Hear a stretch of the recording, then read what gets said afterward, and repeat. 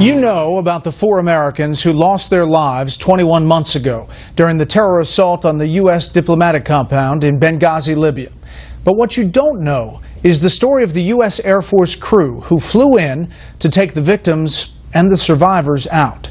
The commander of that mission, now retired Air Force Reserve Major Eric Stahl, the day before 9/11/2012, the day of the Benghazi attacks, he and his crew, his C-17 crew, were on what was called Bravo alert status in Germany, ready for a mission to transfer a detainee out of Guantanamo Bay. The C-17 transport plane was on standby as the situation in Libya exploded. At the time, we were on a 45-day deployment to Ramstein Air Base, and we were there basically to pick up high-priority missions, last-minute missions that needed to be accomplished. I mean, you were on this alert status for transfer from Gitmo, but we're talking 9/11 here. Yeah. You would have thought that we would have had a little bit more of an alert posture. Bottom line, I mean, you in the alert status you were in, conceivably, if they had called early enough, you could have evac'd those people from Benghazi. Absolutely. We could have, if they would have called, we could have been down there 3 hours basically. A hurried up timeline, it probably would take us an hour and a half to get off the ground, and 3 hours and 15 minutes to get down there. So we could have gone down there and gotten them easily. That's not been talked about. I think the only thing that I've heard is that there was no assets available. If they would have called early enough, certainly we could have gone to Benghazi. It's just a matter of when they made the actual decision. Did you get the call to go to Tripoli? We got the call. We didn't really know where we were going at the time. We were just told to get in as quick as we could, and we just guessed that we were going to Tripoli, obviously, because that was the big thing on the news at the time. And it wasn't until we got into our operations to find out that we were actually going to Tripoli. Now, this is really the day after, right? We're now on 9/12. Yes, this is the day after September 11th. Yeah. So you fly into Tripoli, and it's, what, chaotic? What is it? Actually, we didn't have a lot of information going in there. We had tried to call ahead.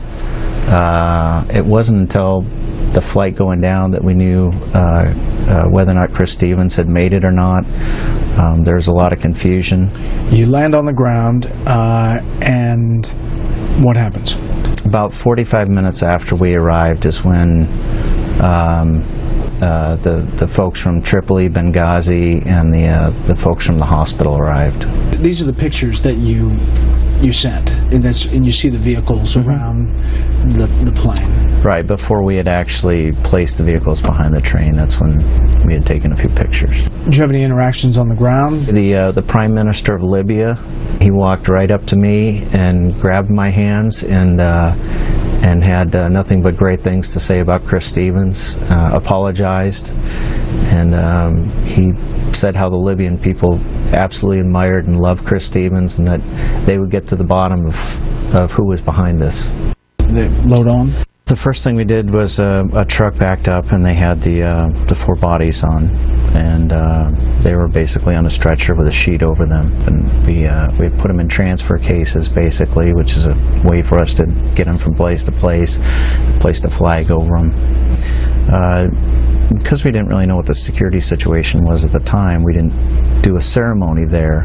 Who else is on the plane? We had 2 ambulatory folks that were wounded.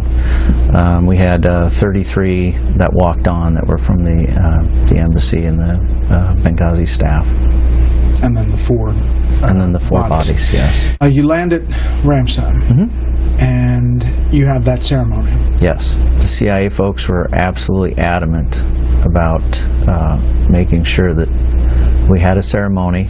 The entire embassy staff came out there, and there wasn't a dry eye in the back of the plane. I mean, it was kind of surreal going in, and it kind of hit us on the way back to Ramstein, what had just occurred and how big it actually was. You've done the ceremony. Are these guys being interviewed? They were taken away from the airplane. The U.S. ambassador to Germany met us when we landed, and they took them away because he wanted to debrief them. that night. So they do a debrief with the U.S. ambassador in Germany, and they told you they also talked to the FBI and Homeland Security. That's in the first. I saw them the next morning and knew that stuff was going on. So now we're talking 9/13. Yes. You spent time with them there because they're still there, you're there, and talked with them. Yes. What did they tell you? I think the biggest thing that hit me, even the next morning after we all got up from what had happened, was I remember looking at a couple of them and asking them, what's up with the videotape thing? Everybody keeps talking about that this has to do with the videotape, and they just shrugged and said, I have no idea. They were puzzled by the video. It's one of the things that I said to a couple of the guys. I said, "What? Do you guys understand what's going on in the press, what they're saying?" And one guy just looked at me and goes, I have no idea. Like, they were completely perplexed. Like, they knew that this was a full-scale attack from while it was going on. And the reports about the video, or they had some kind of a spontaneous uprising, was confusing them because they had mortars, AK-47s, and RPGs. Because they knew right away. They knew during the attack that it was who was doing the attacking. And they told you that? Yes. What specifically? How did they know? After they had left the consulate in Benghazi and went to the safe house, they were getting reports that cell phones, consulate cell phones, were being used to make calls to the attackers' higher-ups, I guess, what you can say. So they're getting real-time info that these cell phones that were State Department cell phones are being used by the bad guys to talk to their leadership. They didn't give any specifics. They just said that they knew that while the attack was going on, who was doing it. A separate source with intimate details of the situation confirmed this to Fox, that the source saw intelligence reports of real-time intercepted calls of terrorists using State Department cell phones recovered at the consulate during the battle to call their leadership, and that the info was relayed to teams on the ground. They said that there was a Libyan security guard that was on the take for the bad guys and had given them given the bad guys information about escape routes, who was at the consulate, where the location of the CIA safe house was, stuff like that. And they knew that. And they knew that. So you're interacting with these guys, and they're telling the story about how they get out. Yeah. Of Benghazi. I guess once they left the CIA compound, they headed to the airport. This whole battle had lasted 7 to 8 hours. Pretty protracted battle. They're all pretty shot up. Obviously, they had wounded with them. And once they got to the airport, they had a private plane waiting for them that they were going to all get on to evacuate, along with 2 of their guys that were pretty injured. So they've got those guys on stretchers? They've got those guys on stretchers, and from what they told me, they had to strap them onto the stretchers because the doorway was too narrow. In the private plane. And the private plane, so they actually had to strap them onto the stretchers and turn them sideways to get in. And they were pretty banged up. I guess one had a femoral leg wound, which the tourniquet came off, got pretty bloody. And there's a flight attendant? Yeah, I guess when they took their 2 injured guys on the airplane, she started getting kind of hysterical when, it got bloody. And she wanted them to put their guns away, which they were a little hesitant to do.